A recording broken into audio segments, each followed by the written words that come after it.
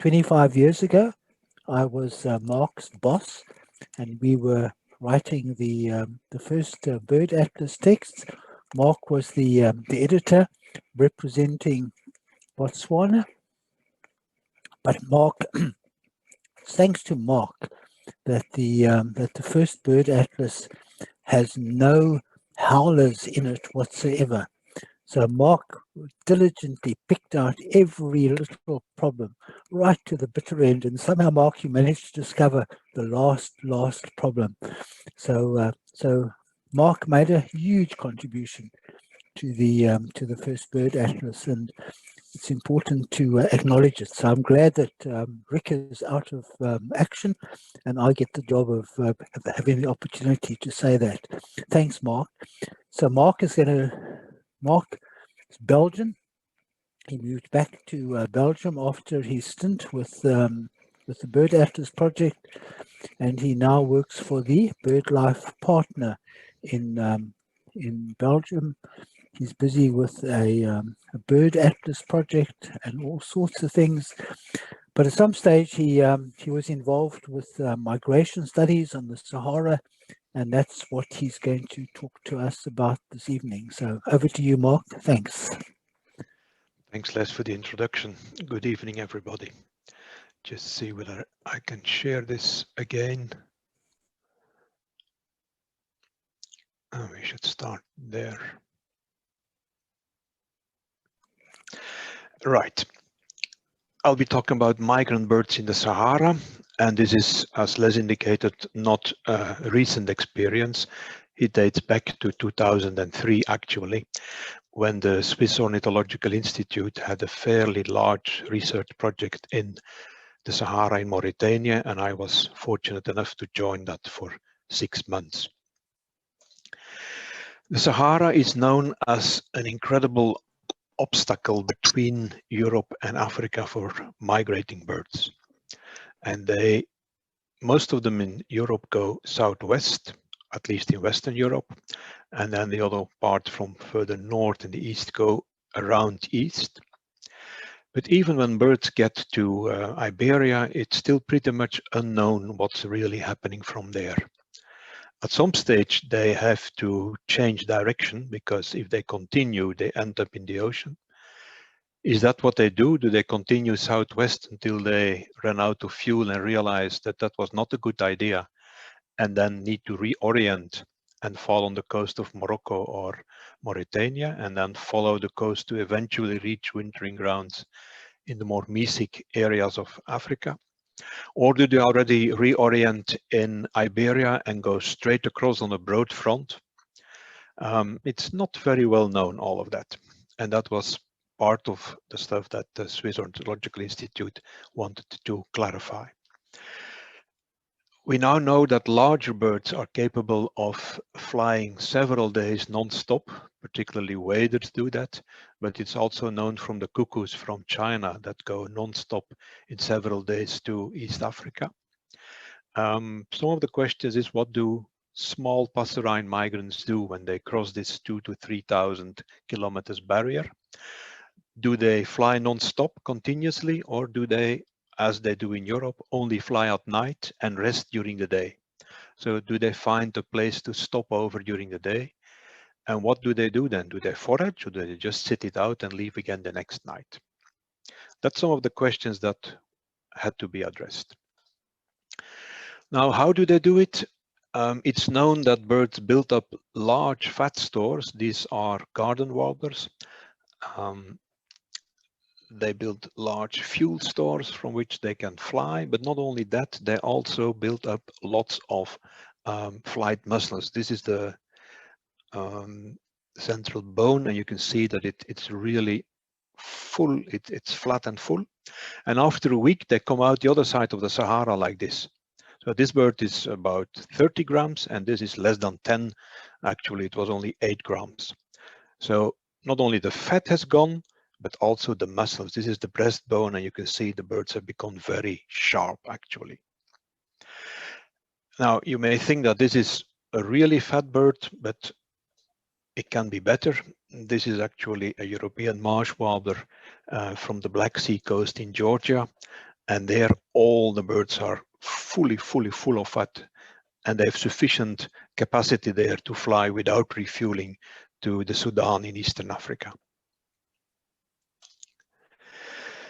Back to Mauritania, where the Swiss Ornithological Institute had a major research program in 2002 till 2004, with a fixed radar station in Ouadane inland and one along the coast, and then with a mobile radar making transects deep into the Sahara. The logistics of this were quite daunting, but the Swiss had very well organized that, and I'm still very grateful that I was able to participate in that and benefit from that, because it's not an area where you just go on your own and say, well, I'll go a couple of months bird ringing. The Sahara is an extreme environment, but it's also quite variable. It has a number of different, mostly vast landscapes. I'll just browse through a few of the scenery with you.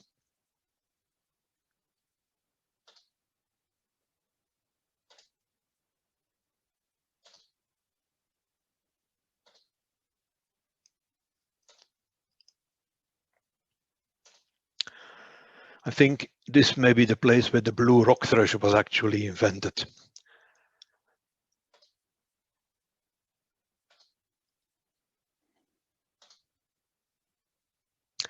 All of these were taken on bright and nice days, but not all days are like that in the Sahara.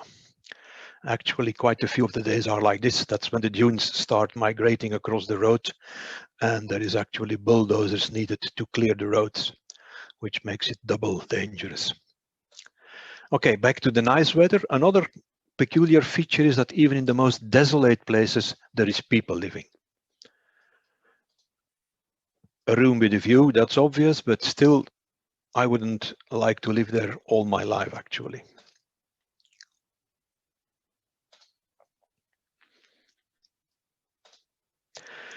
And when there is water and greenery, there's actually substantial villages like this one in Tenlaba, where I eventually settled and did my work. Tenlaba even had a shopping mall or a shopping center. Okay, in spring, I settled in Tenlaba in a deep, dry valley at the edge of the Adrar Mountains. And the Swiss Ornithological Institute had a radar station the other side of Ouadane and a control ringing site here. And I was up there trying to see what I could catch, what migrants I could catch with sound luring. See whether there were any birds on the ground and what we could get in what condition they were. That's the Swiss radar station, the radar with climatized offices and then working tents. I had a more humble camp with an open party tent, a shower, of course, a table to work from. When the wind blows at night, you wake up like this in the morning, covered with dust. And so is your working bench. And it doesn't get any better during the day, because at 7 o'clock in the morning, it's 30 degrees or over. By midday, you're approaching 50. During afternoon, you're going well over 50, and by late afternoon, you're reaching 55 degrees. So I've worked and lived in the Kalahari, and I visited the Karoo extensively. Well, these are pleasant environments compared to the Sahara. Anyway, there was some greenery. I could happily put up mist nets. There is even some cereals being planted there. Could put mist nets around acacia bushes. Some of these acacias were actually in flower, so they attracted insects. In others, there was philanthus berries.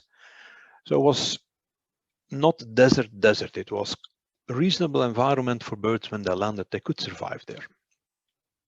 That was spring. So half August, we flew back for the autumn session, and we passed beautiful Banque d'Arguin Nature Reserve. But upon approach of Nouakchott and preparing for landing, we had this view of the desert. And we were joking, hey, it looks like the Sahara is actually underwater. Well, it was. Coincidentally, the night before, the northern part of Mauritania got torrential rains, those once in 100 years lifetime rains, causing massive flood damages everywhere, roads damaged, village damaged, pretty bad actually. Even the camp in Ouadane received something like 80 millimeters of rain in 10 minutes, flash flood, and we lost quite a bit of material. So you remember my nice camp from spring? Well, the high water flood mark was actually somewhere here in the tree, 4 meters high. So if I had been back in my camp 2 days earlier, I would probably remember now as the bloke who managed to drown in the Sahara. So we had to look for alternatives, and a few hundred meters further on, there was an unused farmhouse with a date palm plantation, which I was allowed to use. And so we went putting up mist nets in the plantation, quite conveniently actually. With good catches, and some of the irrigation tanks could be converted into a private swimming pool, so that was a bonus. Accommodation was fine. I could work deep inside in the shade, also convenient. Good catch, by the way, that day. But the Sahara received massive rain, which gave it a particular flavor. You can see actually waders here all along this little pond, and that water persisted for weeks, even for months, making the Sahara become green. This was an area in spring, and it turned quickly like that. Very green actually. Well, that looked like this in spring. So huge changes. After a month in Tenlaba during autumn, I had pretty much seen it. It was every day about the same. So I had substantial samples. So I wanted to move to the coast, and I set up camp or a ringing site inside from the dunes just north of the capital Nouakchott. Also in a particularly green place, namely the place where they dumped all the sewerage from the town just simply in the sand. And that give a peculiar environment, but quite good for birds actually. So I went ringing there, and again, substantial catches. Okay, now to the birds. In spring, I ringed 38 days at Tenlaba, and I got 2,200 and a bit Palearctic migrants, about 55 a day. I had over 400 retraps. Birds stayed median 12 days, some for about a month.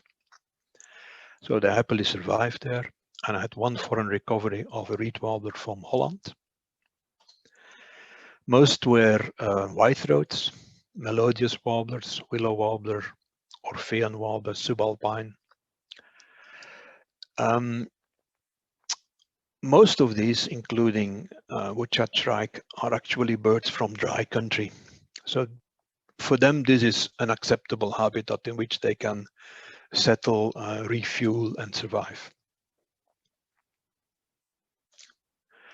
During autumn, inland at Tenlaba, I had many more birds, a median 75 a day, so I had 2,500. A few were retraps, only 60, but 22 foreign recoveries. At the coast, Nouakchott, catches were higher, 115 birds a day, even a day of over 1,000. In total, 4,700. Many more retraps of birds that stayed to refuel, 26 foreign recoveries.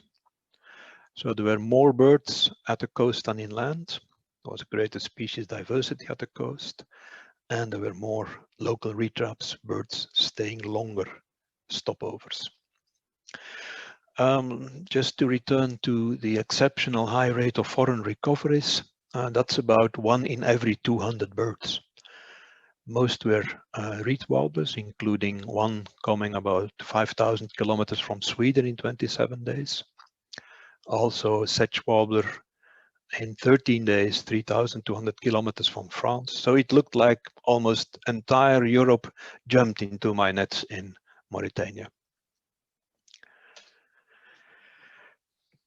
In autumn, the picture was quite different. You can see the top common species here are all drab brown stuff. mostly reed warblers, garden warblers, nightingale, willow warblers, grasshopper warbler. And it's only much lower in that table that there is nice things like wryneck, blue throat, even ortolan bunting, species normally not much known about in Africa. There was big differences between inland and the coast, like for grasshopper warbler, only 5 inland and plenty at the coast. Same for nightingale. Iberian chiffchaff also on the coast, wrynecks on the coast, blue throats only on the coast, and also big differences with spring. White throat was the most common species in spring. You could hardly find it during autumn migration. So birds do different things in spring and in autumn. Different species do different things. Probably within species there is different strategies as well, but definitely there is birds on the ground pretty much everywhere.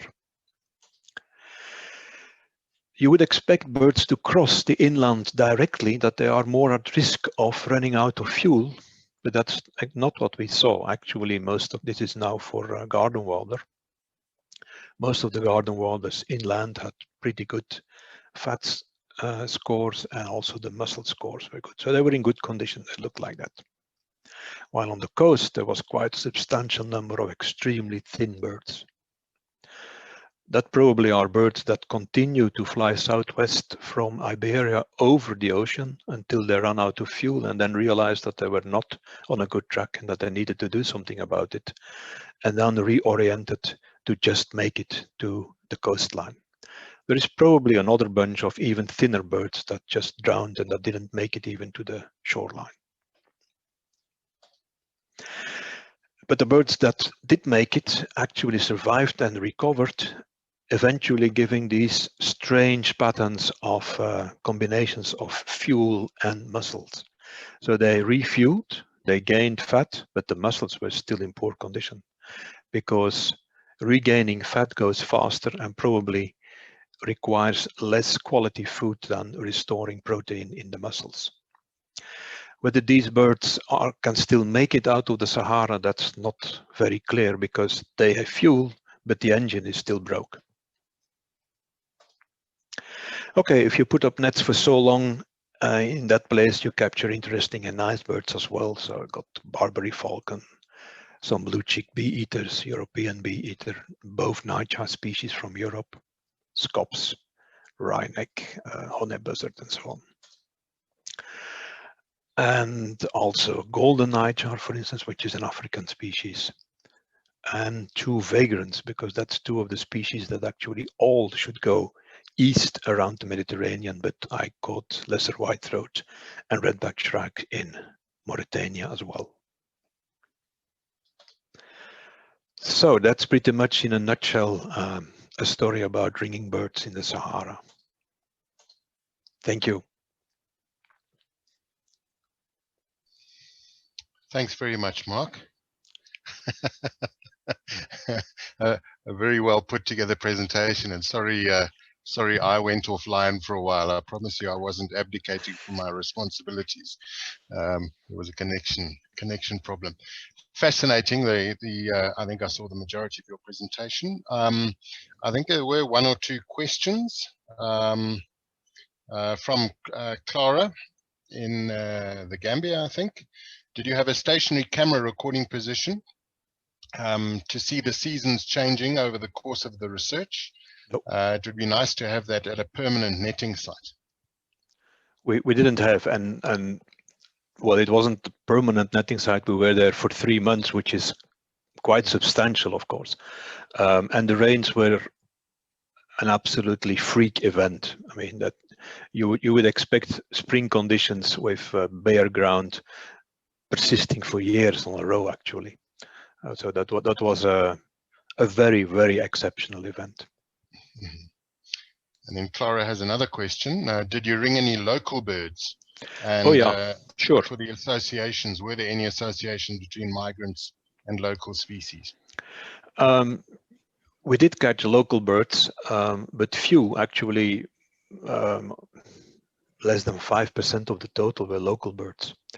And of course, if you have a number of nets in fixed positions for a month or more, you catch the local birds the first week and then they know it. So that rate gets biased the longer you stay there. But yeah, there was plenty of local birds around.